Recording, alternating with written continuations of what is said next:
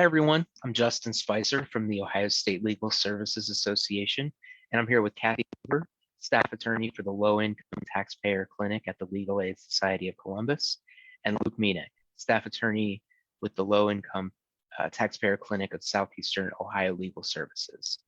Today, we're continuing our small business series, and we're going to talk about record keeping.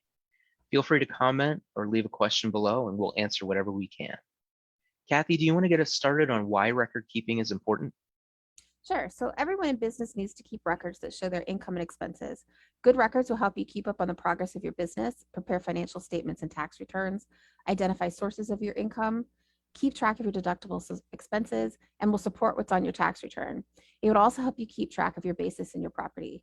Basis is a fancy term for the amount you pay for your property minus any depreciation you may have taken.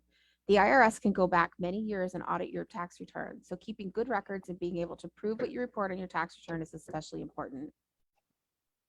Luke, what records do I need to keep? The type of records you need to keep for federal taxes depends on the type of business you run. Your record keeping needs to show your gross income, which is your total earnings before tax and deductions, as well as your deductions and credits. Deductions reduce the amount of your income before you calculate the tax you owe, while credits reduce the amount of tax you owe or increase your tax refund. Some credits are refundable, meaning you can receive a refund even if you don't owe any tax. For more information, you can visit irs.gov and search for credits and deductions for businesses. Additionally, you should keep records, including receipts, which show the income you make from your business. Documents for receipts include cash register receipts, deposit information, and invoices.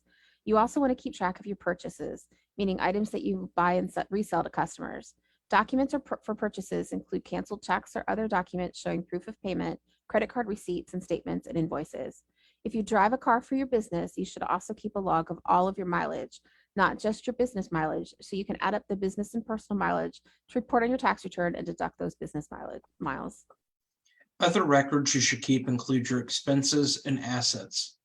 Expenses are the things you pay to carry out your business, like your electric bill and other utilities, rental payments, internet bill, office supplies, etc. Records to track your expenses can include invoices, account statements from a lender, your debit or credit card receipts or statements. And assets, on the other hand, are the property such as machinery and furniture that you own and use in your business. You need to keep records that show when and how you got the property, how much it cost you, the cost of any improvements, whether you previously took a depreciation deduction on the property, and how you use the property in your business. If you sell the property, you also need records of when and how you sold it, the selling price, and any expenses involved with the sale.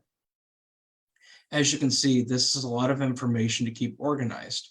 Some businesses choose to use electronic accounting software programs to keep and organize their records. However, you can also keep track of your transactions using actual hard copies of receipts, invoices, bills, etc. And Kathy, what if I operate a business where I frequently travel? So if you travel for business, then you need to keep detailed records that show the costs of each separate expense for travel, lodging, and meals. You can also keep records of expenses of things like taxis, fees, and tips. You will need to show that each trip that you took had a business purpose. You will also need to show the dates you left and returned for each trip and the number of days you spent on business. Alternatively, you may be able to use the per diem calculation provided by the U.S. General Services Administration. Per diem is a fancy Latin word that means by the day or for each day. You can find this information on their websites at gsa.gov/per diem rates, all one word. Keep in mind that in general, any expenses for personal entertainment or travel expenses of friends and family members who join you on business trips cannot be deducted. And Luke, how long do I need to keep the records?